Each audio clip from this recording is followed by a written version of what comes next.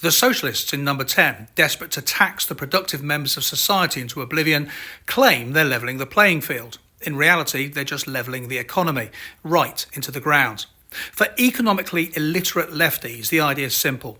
Slap higher tax rates on everything and let the productive members of society pay for the unproductive to squander even more on vanity projects. But in the real world, the consequences are far more damaging. See, when governments impose higher taxes, people adjust their behaviour. So take stamp duty, for example.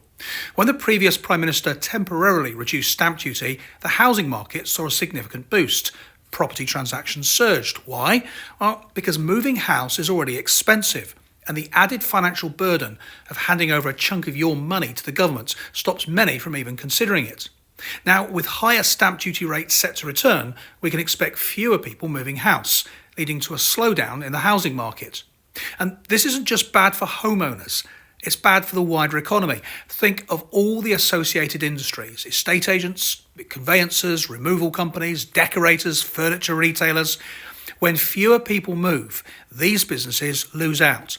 Higher taxes doesn't just suppress transactions, it suppresses the ripple effects of economic activity.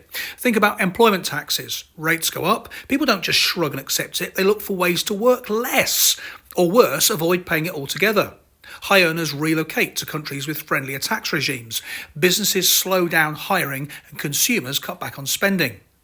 The government's belief that higher rates automatically means higher revenue is laughably naive. History has shown us time and time again punitive tax rates choke growth, discourage productivity, and ultimately lead to lower tax receipts. And so we're clear, this isn't what might happen, this has happened and is continuing to happen.